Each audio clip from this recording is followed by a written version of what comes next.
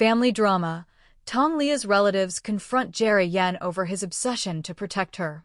The hospital lights flickered against the pale walls, the air heavy with disinfectant and unsaid words. For weeks now, the whispers had grown louder. Jerry Yan's fierce devotion to Tong Liya, his refusal to leave her side, his constant shadowing of every doctor's movement, had been praised by fans and condemned by critics. But now, it wasn't the press or the public raising questions, it was her own family. The confrontation began on a quiet afternoon. Tong Liya was resting after another therapy session that had left her drained, her fragile frame curled against the sterile white sheets. Jerry was seated beside her bed, his hand wrapped gently around hers, his gaze fixed on her face as though she might vanish the moment he blinked. The door opened, and in walked her older brother, her aunt, and 2 cousins, their faces set, their footsteps heavy. "Jerry, we need to talk," her brother said sharply, his tone laced with both authority and anger. Jerry looked up, eyes narrowing, protective instinct immediately flashing in his chest. "Not now. She needs rest." But the family didn't budge. The aunt crossed her arms and stepped forward. "You've turned this into your stage. Always hovering, always watching, always controlling. Do you think this is healthy for her? Or is this about you?" The words struck like shards of glass. Jerry stood, his chair screeching against the floor, his tall frame towering, but his voice low and dangerous. "You think this is about me? Do you even know how many nights I've stayed awake just to make sure she's still breathing? You weren't here when the blood came. You weren't here when she screamed. Don't you dare question why I stay." Tong Liya stirred faintly, her eyelids fluttering, but Jerry quickly bent down, pressing a kiss against her forehead as if shielding her from the storm brewing just beyond her pillow. The family exchanged glances, but none softened. Her cousin spoke next, voice cracking with restrained frustration. "We love her too. But you've made this all about your obsession. You don't let her breathe. You don't let us see her alone. You guard her like she's your prisoner." The word prisoner cut Jerry deeper than he expected. His hand curled into a fist, veins visible against his skin. He took a step forward, his voice trembling with the weight of anger and love colliding. "Prisoner? I'd lock myself in chains 1,000 times if it meant she'd live free from this pain. You talk about letting her breathe, but where were you when she was choking on her own fear?" Silence fell, thick and suffocating. Tong Liya'S aunt, her face weary with age but sharp with determination, finally spoke the words no one else dared. "Jerry, love is not protection if it smothers. You are turning your devotion into a cage." The accusation lingered in the sterile room, echoing louder than the steady beep of the heart monitor. Jerry's chest rose and fell as if each breath was a battle. His eyes glistened, but he refused to let the tears fall. Instead, he turned back to Tong Liya, brushing her hair back from her forehead with trembling fingers. "She doesn't need less of me," he whispered, more to himself than anyone else. "She needs all of me." Her brother stepped closer, his jaw clenched. "And what if that destroys you both?" The tension snapped like glass under pressure. Jerry's voice rose, sharp and raw. "Then let it destroy me. I don't care. She is my everything. Fame, roles, the world, I've already thrown them away for her. If you think you can scare me into stepping back, you're wrong. Because I'd rather die by her side than live without her." The room shook with his confession. For a moment, even her family stood frozen, stunned by the sheer magnitude of his declaration. Then a soft sound. From the bed, Tong Liya'S weak voice broke through the storm. "Jerry." Every head turned.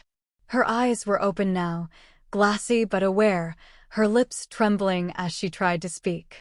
Jerry rushed to her side, kneeling, clutching her hand as though it were the only rope holding him to the earth.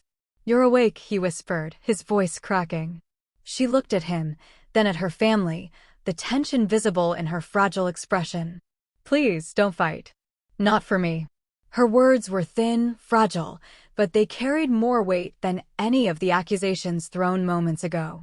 Jerry leaned closer, tears finally slipping down his face. "They don't understand, Leah. They don't understand what I've seen, what I've felt. I can't lose you again." Her brother stepped forward, his anger dimmed, but his concerns still sharp. And what if your fear of losing her is the very thing that breaks her? Don't you see, Jerry? She needs space to heal. Not just your shadow. Tong Liya'S squeezed Jerry's hand weakly, her eyes locking onto his. I need you, Jerry, but I also need to breathe. The words shattered him more than any insult from her family. For the first time, he saw himself through their eyes, a man consumed, drowning in his own devotion, dragging her with him into the storm. He lowered his head, pressing her hand to his lips, his tears soaking her skin. I don't know how to do this any other way, he admitted brokenly. Every time I close my eyes, I see the blood. I hear the screams. I can't shake it. If I let go, even for a second, I'm terrified she'll disappear. The aunt softened, her sternness fading into sorrow. Jerry, that's not love. That's trauma. You both need healing. And for the first time in weeks, Jerry Yan, the man who stood like a fortress, who rejected roles and fame, who challenged the world for her, crumbled. He bowed his head against Tong Liya'S hand, his shoulders shaking with grief he could no longer contain. The room fell silent, not from anger this time, but from the unspoken acknowledgement that love, when driven by fear, could consume even the strongest hearts. Tong Liya'S voice broke the silence again, fragile but steady. Then heal with me, Jerry. Not as my guard, but as my partner.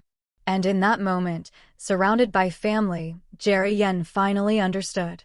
Protecting her meant more than shielding her from the world. It meant facing his own wounds and learning how to let her breathe while holding her hand. The confrontation did not end in victory or defeat, but in a fragile truce. The family, still wary, stepped back. Jerry, still trembling, remained at her side, but for the first time, he loosened his grip. And Tong Liya'S, caught between love and fear, closed her eyes with the faintest hint of peace. Outside, the sky was darkening, storm clouds heavy with rain.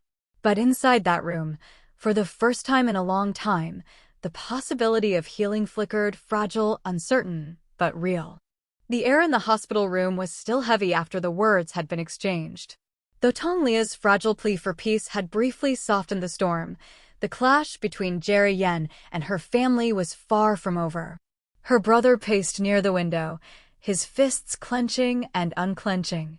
The aunt sat stiffly, her eyes sharp despite the sorrow tugging at their edges. Jerry, meanwhile, remained glued to Tong Liya'S side, one hand cradling hers as though letting go would unravel the fragile thread that tied him to her. The silence was suffocating until her cousin spoke again, this time quieter but cutting. Jerry, do you even hear yourself? You talk about her like she's your last breath. But what about hers? Doesn't she deserve more than a life lived under your fear? Jerry's head lifted, his gaze cold but trembling. His voice cracked, raw with exhaustion. You think fear is my choice? Every day I see her pale face, her trembling hands, her body fighting battles I can't touch. Do you know what that does to a man? It breaks him. And still I stay. Because she is not my last breath, she is my only breath.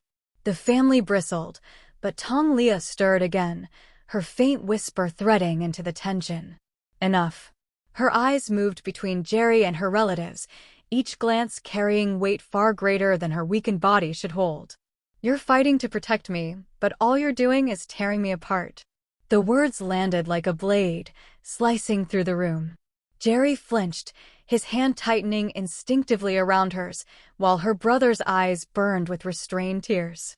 She tried to sit up, but her body betrayed her, trembling with the effort. Jerry instantly moved to support her, his hand behind her back, but she shook her head, looking straight at him. No, Jerry. Let me. Just let me. And for the first time, he pulled back, his hands hovering, ready but not clutching. Tong Liya'S leaned against the pillows, her breath uneven but her voice steadier now.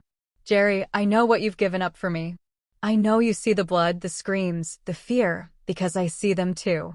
But loving me doesn't mean holding me so tightly that I can't even feel myself anymore. And family, stop blaming him like he's the enemy.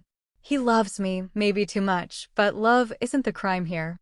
Her aunt shifted uncomfortably, but it was her brother who spoke, softer this time. Then what do you want, Leah? What do you need from us? From him? The room held its breath. Tong Leah closed her eyes for a moment, then opened them with a glimmer of determination.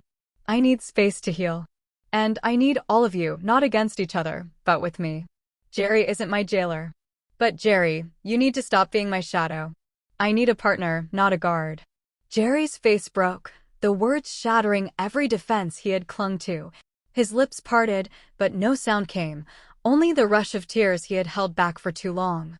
He turned away, his hand covering his mouth as if ashamed of his weakness. Her cousin's voice cut through the fragile pause. Do you hear her, Jerry? She's not rejecting you. She's begging you to love her differently. Jerry dropped his hand, his chest heaving as he looked back at Tong Liya'S. The devotion in his eyes had not dimmed, but now it was tangled with guilt, fear, and the desperate question of whether he even knew how to be the man she needed. I don't know how to love you any other way, he confessed, his voice breaking.